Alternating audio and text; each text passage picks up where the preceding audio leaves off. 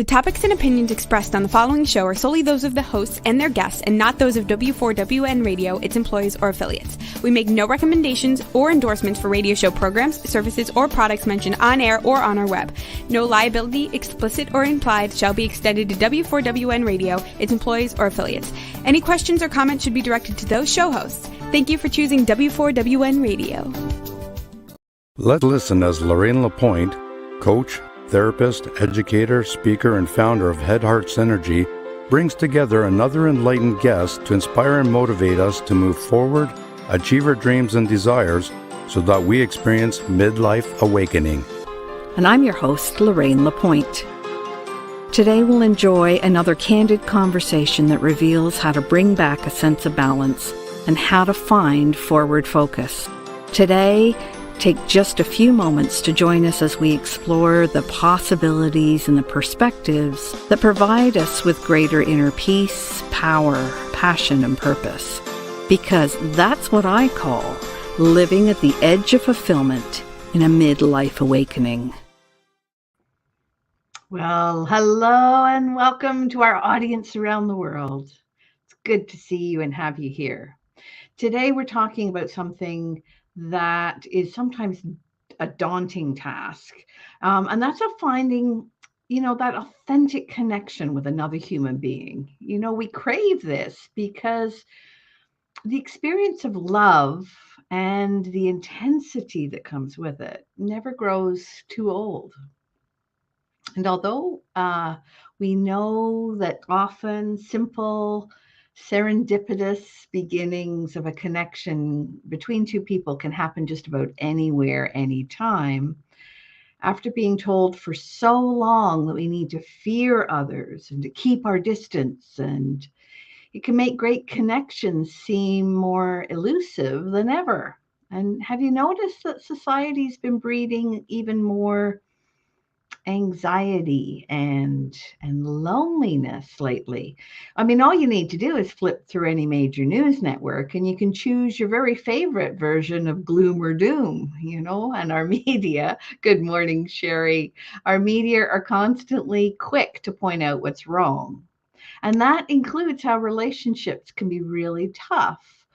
Is it any wonder that it's challenging to find and maintain a long-term loving relationship at the moment? And I believe this might be even an existential crisis, and it may have touched us all, right? The negativity hasn't just become a problem with how we view the external world, though. It seems to have seeped into many aspects of our relationships, even like our inner relationship. And lately, what I've heard from many of my friends and my clients say things like, I have a dream of sharing a great relationship. I just wish it was more than a dream. Or I want to be seen and heard without having to filter ideas to fit what I believe other people want to hear. Or I've also heard, I want to be able to approach someone I'm attracted to without feeling like I'm all jittery and falling apart inside. Other things like I want that sexy, appealing attraction that comes with inner confidence. When you can really feel that inside yourself. And I want to feel good about myself no matter what others say or do. And I really need a way to meet and share with like-minded, fun-loving people who are also single again. Because a lot of the people that I'm talking to are single at this point. And this is difficult. And I understand when you don't have that, you can begin to wonder, like, what's wrong with me? And I've actually heard people say, like, could it be that maybe I wasn't hugged enough as a kid? Or maybe I was hugged too much. Maybe I made a mistake when I was young and now I'm paying for it somehow. The world is turning against me a little bit, or maybe things will never change and I should just accept being alone for the rest of my life. Does this seem to echo any of your thoughts?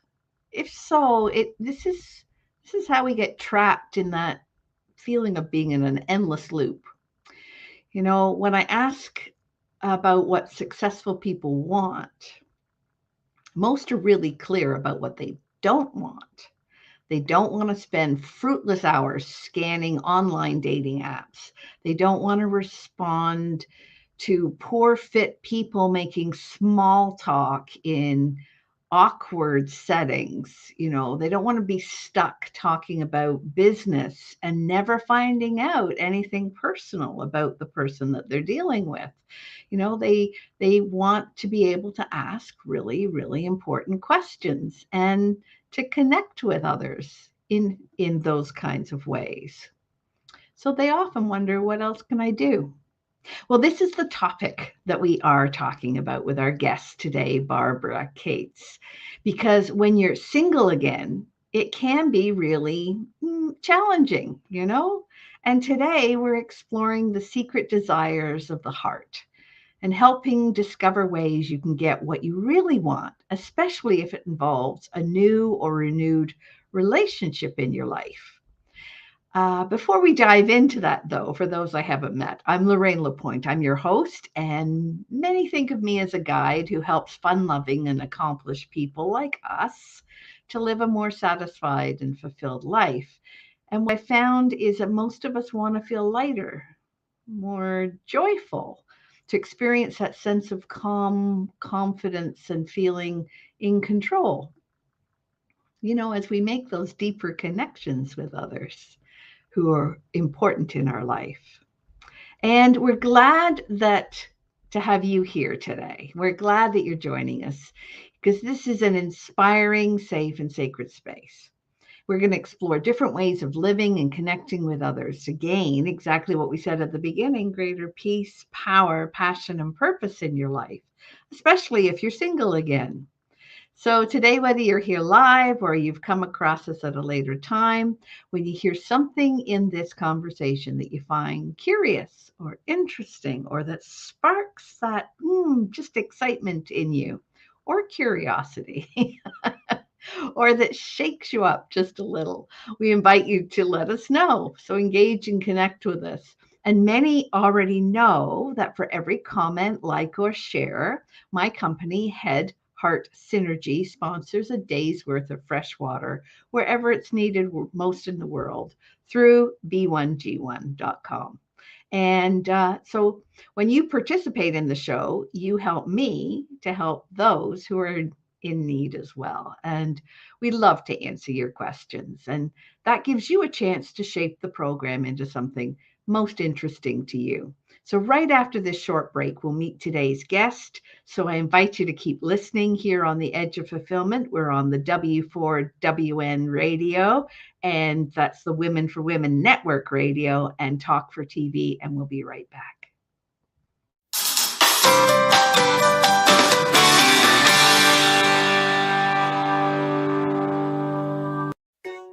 Did you know video is the future on content? There are 3 good reasons why video is the future of content. Number 1, videos are often more engaging than simple pictures or music alone. Number 2, it's much easier to tell your story through video. Number 3, because we love to watch video, they go viral much faster. Hey, notice you're still watching right now. See how well it works. Next time we can play your video here instead. Ask me how. Shine online on Talk 4 TV and W4WN radio. Hey, are you looking for a brighter future? Wishing for greater calm, clarity, and confidence? What if you knew an inside job was the answer?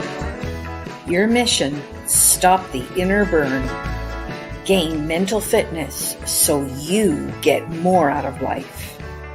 Imagine in about 15 minutes a day for just 6 weeks. Come on, we'll show you how. Don't miss it. Just go to www.lorraine.gives/m-fitness and join us right now.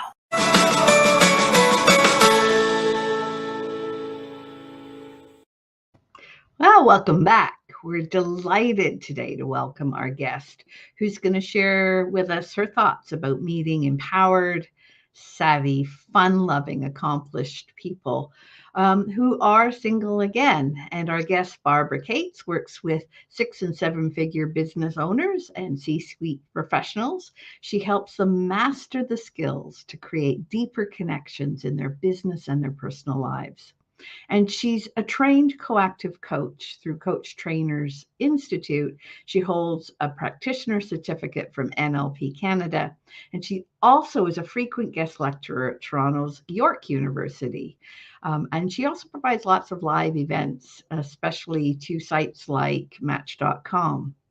Barbara loves to teach people the art of great conversation and how to read and understand body language so they connect in a genuine and deeper way. Thanks for being with us here today. Welcome to the studio, Barbara Katz. Hey, Lorraine. Thank you so much for having me. I'm really excited to be here. Oh, it's wonderful to see you. And there are times when people find it really tough to be single. Today, I think even more so than in the past. Would you agree with that? Absolutely.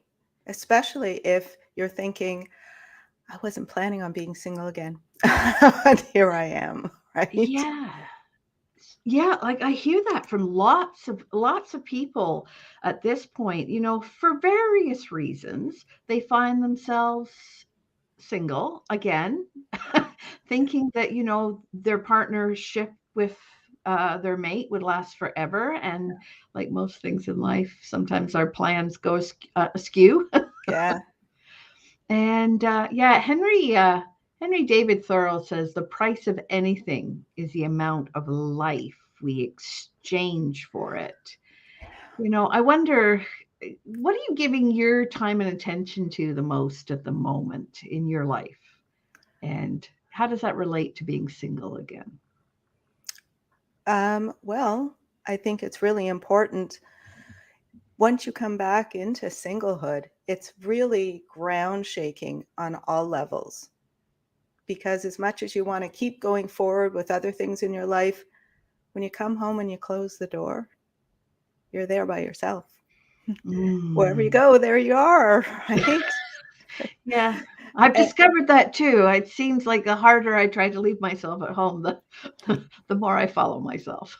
Absolutely, and especially if you're a leader in your profession, perhaps you're a business owner or a leader of a corporation, you're called every day to show up and to lead and to be strong and to have words of wisdom. And then you come home and you shut the door and you take perhaps your business face off. And there you are with your dinner that maybe you're eating over the sink, maybe watching Netflix or having some ice cream, right? Yeah. And, Yeah. Until you get your personal life, your inner life in alignment, it's like you're living two lives, the life you show to the rest of the world where because you're called on in so many different areas of your professional life, you need to be strong. But if you come home and you haven't really had a chance to, what's the word I'm looking for? Pick up all the pieces of you that perhaps were breaking apart during your relationship if you were deciding to uncouple.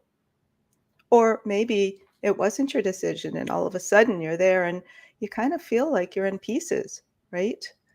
Mm-hmm. And the more you can put that back together, the more you're going to have a real solid, grounded foundation in all areas of your life. So as much as we want to hide from it, as much as we want to put it aside and just say, yeah, we'll deal with that later, it comes and it finds you and it bites you, right? It creeps up in many different ways. So taking the time to actually reground and decide, okay, I'm in singlehood again.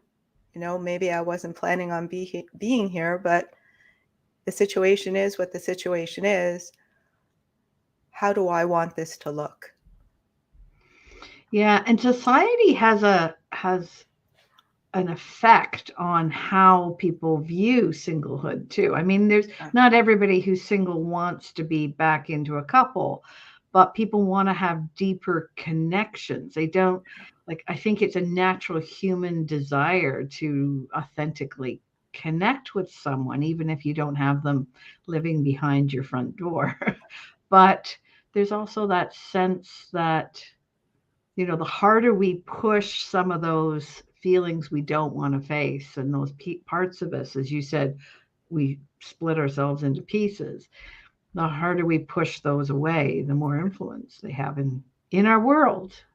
They come back and they sabotage us as much as we want to pretend that we can push that under the rug, that elephant under the rug. Don't look there, right? It comes back. It comes back and it sabotages us in ways of not feeling good enough, of, wanting to look perfect on the outside, where feeling like an imposter on the inside. You're thinking, I'm just crumbling here. And sometimes it's not that dramatic. It's like, my world is falling apart, and maybe it is, even though you're being able to continue in the other parts of your life. Eventually, it'll say, I need the attention here for you to look at this piece and come back to center, because once you become single again, you're not the same person you were when you originally were single, whether that was, 5 years ago, 10 years ago. A lot of relationships perhaps started in university or high school, and you are certainly not the same person you were then. So it's a matter of not deciding, but kind of uncovering who you are now, what is important to you now. Because as much as we want to stay busy and accomplished and, going out into the world and creating whatever it is we want to create or co-create with other people, I always liken it to, at the end of the day, at the end of your life, what will you regret most? Whether you take one more meeting or not, will you think at the end of your life, I really wish I had 5 more meetings? No. Oh. I really wish I had better, deeper connections with the people in my life. I really wish I took some risks when I happened to see somebody in a coffee shop, and, 5 years later, I'm still thinking, was that the person I was meant to go over and speak to? And it's funny because my clients often, they can give speeches for, 1,000, 10,000 people. But then when they're at maybe the after party or the cocktail reception, they see somebody attractive. It's all of a sudden they're back in high school, and every single possible insecurity that we had there just somehow seeps into our life now, even though we're really, really confident in other parts of your life.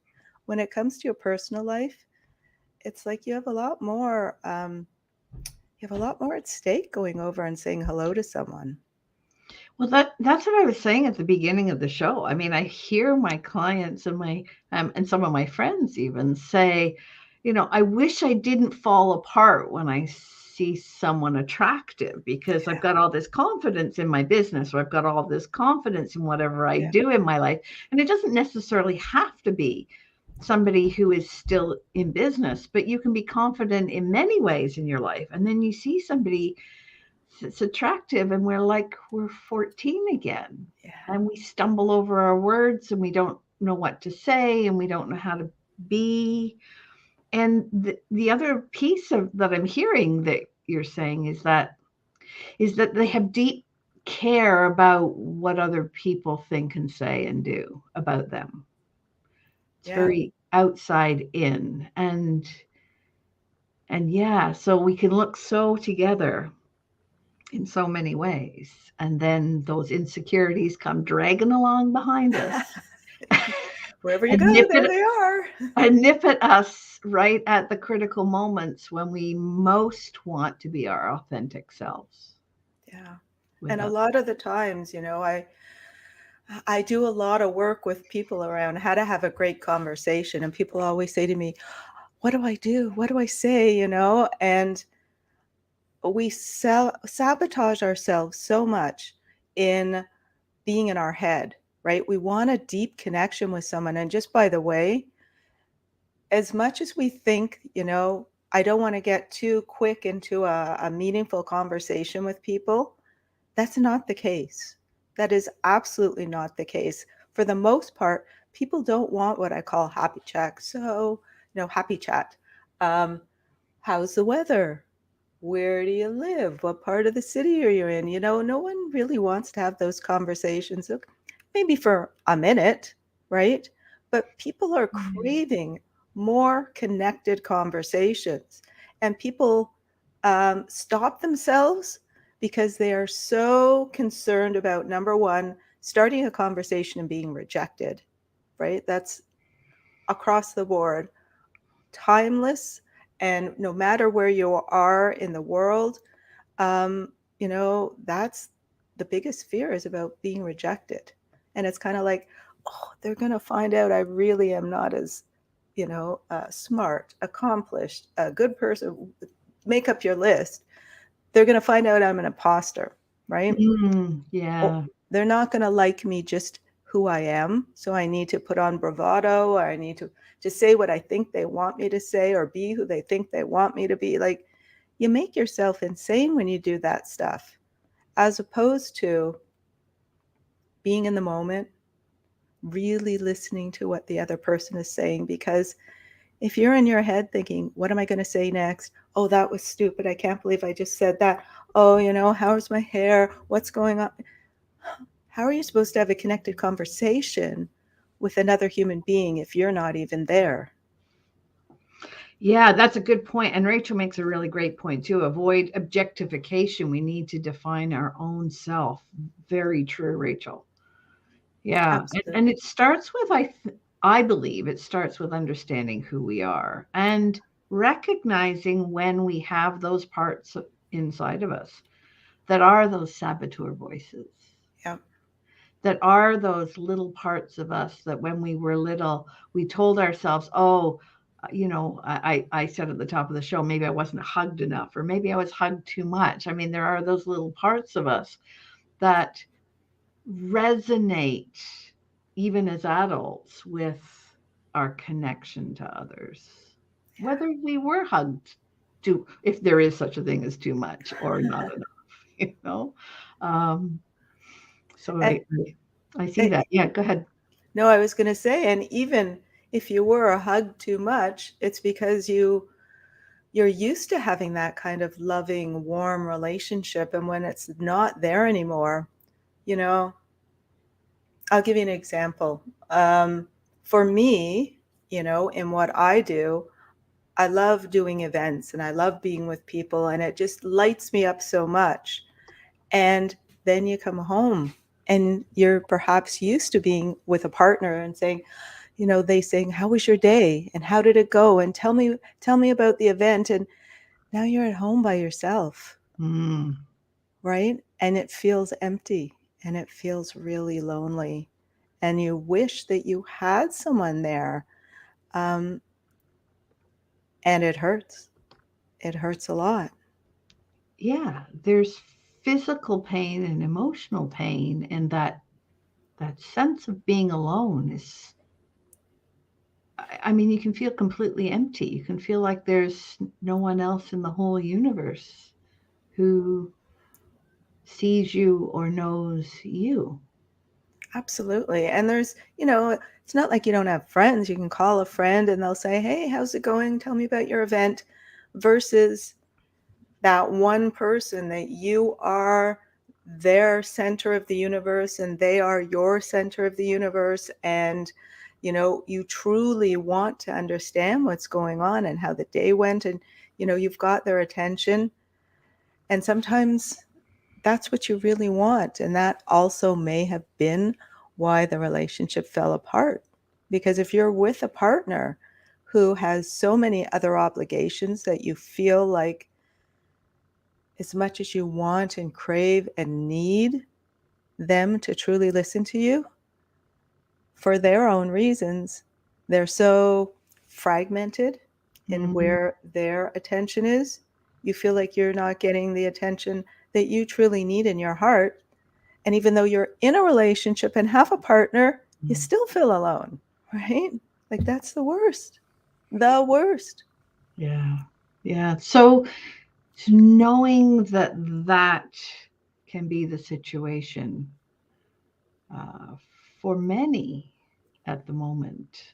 I mean, this is not an isolated, I mean, that's the other thing that I'm hearing is people feel this way and they believe they're alone. Like they do believe that no one else in the world could possibly be experiencing.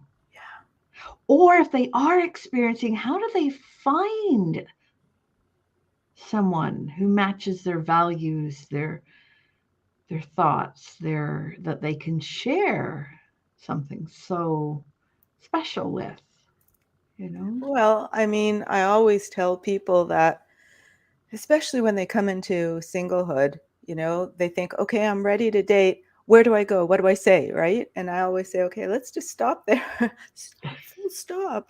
As my IT person says, full stop, hands off the keyboard. Right.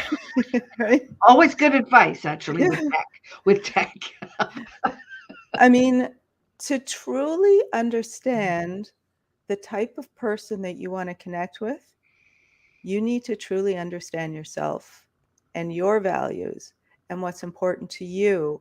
Because remember, you're not the same person you were before that relationship. So right now, you may be in a position where you are deciding, I don't want to, go one more time around the merry-go-round of the same type of relationships that I seem to keep getting into. And I want to have, I heard Carolyn Miss actually describe it this way. She said, a mature heart. I want to come into having a mature heart. And what does that mean? That means that you actually have decided that being in a relationship that is not as, what's the word I'm looking for? Loving is not the right word, but mature as you want it to be, right? You've decided that I want to up-level the types of relationships that are in my life. Perhaps that's friendships and what have you, and a romantic partner. And you need to step into that too, right? You need to step into your integrity, And I hear a lot of people saying, I can't trust the opposite sex. I can't trust people. I can't trust people. Okay. Well, first of all, you need to trust yourself. Oh, yeah. And that there's a tall order, isn't it? Yes and no. I mean, it starts with you day by day saying, I will not run out on myself. I will have my own back. Meaning, I choose every day to go for a walk. And we are the ones who often will keep our commitments to other people, but not to ourselves. And then us, our inner critic, right? Our inner judge says, you can't even count on you. Why do you think you can count on other people? Right? And then we get this story that you can't trust anybody. So it always comes back to you, right? I'm a firm believer that what shows up in our world is a reflection of what's going on inside of us. So if you think, I don't know what I need to do, just start showing or seeing the situations, the people that start showing up in your life. If you start meeting people that are untrustworthy, you need to turn around and say, what do I need to do to start trusting myself? How do I keep my word to myself? How do I keep my integrity to myself? How do I decide I'm not going to have those happy chat conversations, and I actually am going to give myself permission to have deeper conversations with people and not run out on it when I think in my head that they're thinking this is too deep and why I'm in this conversation with this person and I just want to run, or whatever you tell yourself that makes you less than, not worthy than, so Well, on and so forth. there's a great question that's running across the ticker right now. If you had 100% integrity with your commitments, how would things look different in your life? Think about it.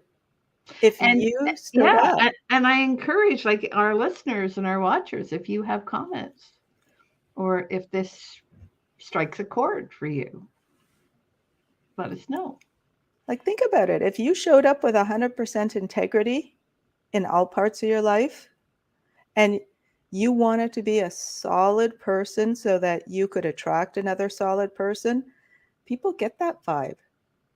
They get that vibe. They get that, what you say you're going to do, you're going to do. When you're clear on your boundaries of what's important to you and what's not important to you and what you'll put up with and what you won't, the people that want to, that have fun pushing your boundaries, you're not fun for them anymore. They just kind of self-select out, right? Yeah, they kind of go off and they find someone else to pester. So do you have Exactly. any insights at the moment that you'd like to share about how to connect in a sincere and meaningful way? That's a Is great it to do question. with body language? Is it to do with the words that you say? Or is it to do with being present and aware in yourself? Yes, yes, and yes. Okay. Okay. Well, I mean, first Hmm. of all, as a communication professional, I say this to people all the time and they look at me like, nah, I don't believe you. 93% of communication is nonverbal. 93%. Hmm. So for all the times that we're trying to think about the perfect thing to say, the perfect thing, the perfect opening line, it's more about how you're showing up in your body language and your groundedness, because body language is a combination of what you're thinking, what you're feeling, and what you're saying is what's showing up in your body language. And if you're out of congruence, which is why often we can tell when someone is not in integrity. We can tell when someone is not telling the truth, where they're like, hi, I'm so excited to see you and I'm so happy to be here. And meanwhile, you're thinking, no, you're not. You actually, in my head, am I thinking, oh, I don't really want to have a conversation with this person. I have 100 other things to do. And now that, all the things you're saying in your head, other people get it. Whether you're saying it or not, they feel it. They feel it. They read your energy. They read your feelings. I mean, that's why some people, you think you're doing a great job of lying to the world. If I just go out and present this, Yeah. people will get it. Most people, even if it's not on a conscious level, pick up on what you're actually feeling. It's And wired in us. It's stamped on our DNA. As much as we want to, kind of try to pull that curtain across and say, okay, don't see what's behind the curtain. It is stamped in our DNA as a survival mechanism to actually get the gut feel of who someone is. And even though we don't know why, we may not feel that they're being 100% truthful, there's a piece of us saying, there's something about that person. You may want to yeah, take a second look. we've all met that kind of person where you meet them, you Yeah, can't quite put your finger on it, but it's yeah, not quite right. exactly. Yeah, there was a great question from Sherry that I missed. Roxy, can we do that one again? What was Sherry asking? How can I speak? Oh, how can I speak my truth until I stop lying to myself? Wonderful question, Sherry. Wow. Well, you got to do it in stages, right? I mean, Yeah, definitely. because sometimes you can say, okay, I thought it was this, but it really is this. And you've had some sort of epiphany and some sort of self growth. And, you know, you need to, number one, see what's calling your attention. See what's calling your attention at the moment. So maybe it's some sort of personal growth speaker that you're really drawn to in that moment. Like I was listening to Eckhart Tolle for quite a while last summer. And now I feel like I started listening to Carolyn Myss, right? Because it's, what is calling me in that moment, right? And then sometimes you hear that one thing and it like opens your eyes, you go, I never realized that's the way I thought, or that's the way I want to now embrace a new thought. So that's one way of finding out what your new truths are. And you have to give yourself compassion. This is an ongoing life process. In the moment, be as truthful as you possibly can to yourself, because if you're not truthful with yourself, how can you be truthful with other people?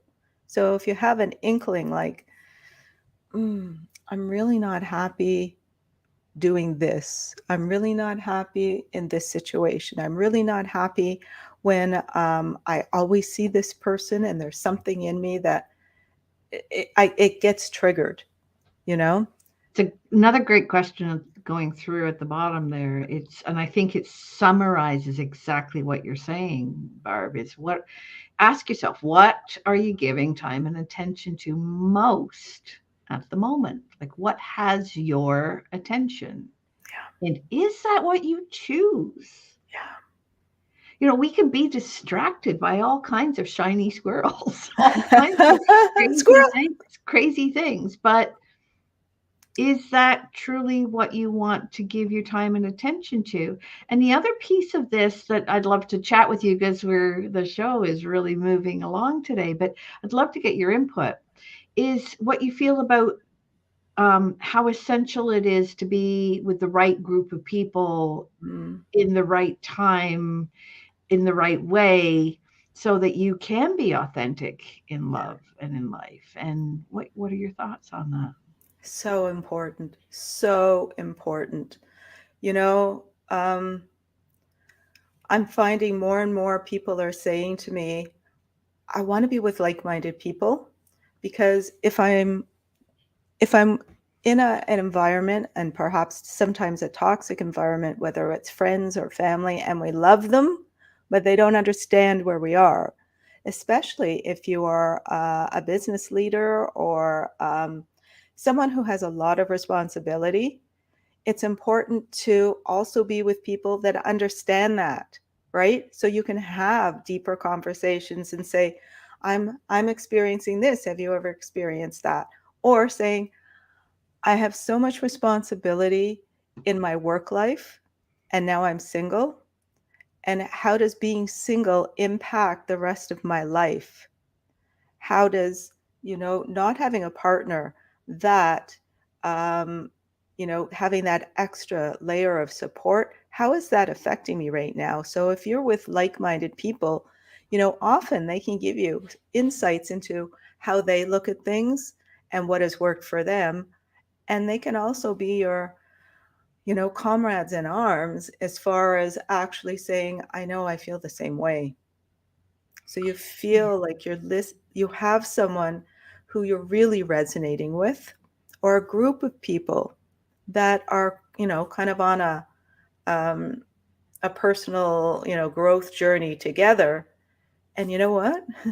If they happen to be single, finding someone that really understands where you're at, and as a bonus, you actually have a romantic connection with. Like, how beautiful is that? I actually have a group that I've put together for single professionals that is about, having fun and being playful, and also, learning from each other. And if you happen to find a romantic connection, that's even more of a bonus. What you've just described is that word synergy to me. That synergistic connection that I said at the top of the show. I mean, you can go on dating apps if you're single, and you can go to meetups and all kinds of different things, but you meet such a wide variety of people, which is fabulous, because then it really expands your horizon, except they might not be your people.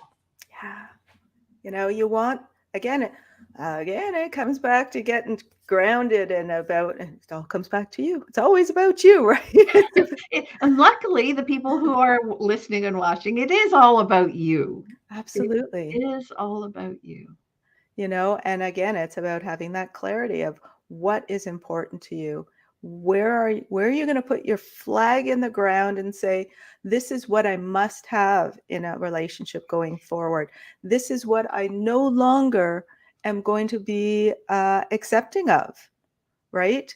And when you get clarity, going back to that question about, how can I speak my truth when I don't, I'm not being truthful with myself? This is the part. This is the part of truthfulness, right? And it's even though when you're thinking, well, I want this and this and this, how is this even possible? Like, do not run out on yourself. Say, this is my standard. This is my standard of what I want in my life, and I'm not going to settle for anything less. And when you put that vibe into you, again, people feel that vibe. And the people that are in not alignment, a lot of the times they will kind of self-select themselves out and all of a sudden kind of disappear. You mean And ghost? well, Sometimes it's it looks like that. ghosting. Ghosting is, in my opinion, just cowardly. If it's not a good fit, at least have integrity and respect for the other human being and saying, I don't think this is a good fit and I wish you well. You're a great person, but we're just not, a good fit. But it's a gift, right? I was just going to say, I always look at it as, wow, dodged another bullet. Yeah. Because really, do you want to have someone in your life who can just like poof, disappear and not have the courage and the integrity? I love when you use that word, to actually tell you how they feel. Because if they won't tell you that they're not feeling connected with you at the beginning, you can bet you're in for a whole can of pain and suffering of what they won't tell you if you have a longer term relationship with them. So count your blessings.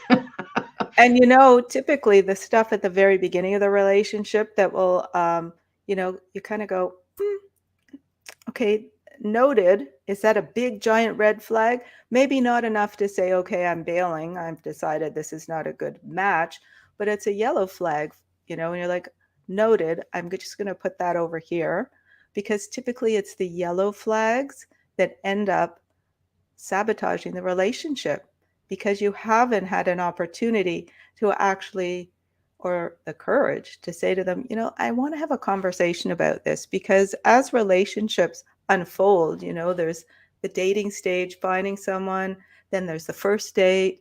Did we get through the first date? Maybe the second, the third. Then you kind of, there's different stages, and there's milestone conversations that you want to have at different stages. And if you're with someone who is not willing to have those milestone conversations truly, authentically, and truthfully, that's when it all piles up, years later, and it explodes and implodes. And you think, where did that come from? But when you think back, you're like, that was a yellow flag probably within the first month. How many people go, I knew it? Yeah. But you don't trust yourself. Here's trust, self-trust. You don't trust yourself and your gut instinct enough to just kind of unlayer that a little bit, right? I'm not saying accuse people. I'm not like go in with full barrels blazing because my last relationship and blah, blah, blah. It's about self. It's you said it earlier. It's not about them.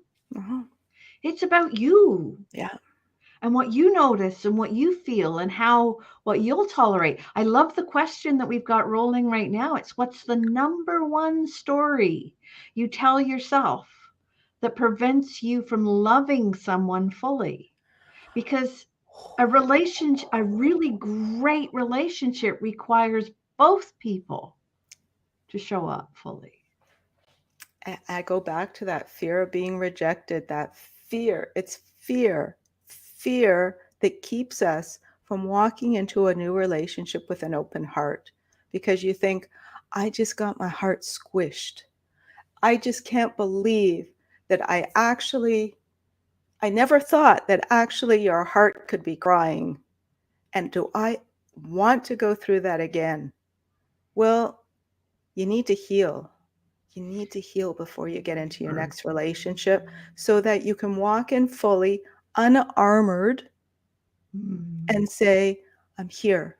I am 100% here and I'm 100% in. I'm not saying walk in with blinders on and say, here's my heart, please, I'm giving you permission to squish it. I was just No, going to say, you we do have to check people out first. We don't just throw our heart open for every person who comes along, or else we're just asking for heartache. But I hear what you're saying, Barb. I mean, if you decide you want to have an authentic, connected relationship, you can't do it with like a toe in the water. No. And if you're at the toe stage, you need to go back and do more healing. And sometimes, it's like, it's a catch-22. You need to go back and do more healing, but a lot of the times, well, most of the times, in order to heal, you need to put your toe in, right? And it's like self-regulated, right? Okay, here's my toe. Oh, that really hurt. Or wow, that came up with a big giant wound that I didn't know was there. Or I knew it was there, but I didn't realize how huge it was. And sometimes not sometimes, most of the time, part of a really deep relationship is helping each other heal our wounds in a way that's mature, in a way that is open-hearted and compassionate for yourself and the other person. And this comes back to knowing yourself and taking responsibility of what you know is true. You might say, I have abandonment issues. So when you said this or you did this, it triggered me. I take full responsibility of that. And I'm saying this so you can have a little bit more compassion in the way that what triggered me was the words you use. So in the future, I would ask that perhaps you don't use this one charged word that's charged for me, and I will take responsibility. And when I hear that word, not have it affect me as much as it did. Or do the work around it. Notice that it's a trigger and then do the work around absolutely. it. And you can't do that on your own. So part of this, as I say, is growing and healing. You need to have other people in your life, because if you sit in a bubble, you'll never hear that word that just triggered you, right? No, I mean, we can be just fine all by ourselves, Yes, we can. Except we're not. We're not wired that way. We're not wired that way as human beings. But no. We've come to the top of the show, and honestly, I could talk. I could talk. Keep going for hours. But is there one thing that you'd like to sum up, just in 30 seconds, so that you feel complete? Is there something for the listeners?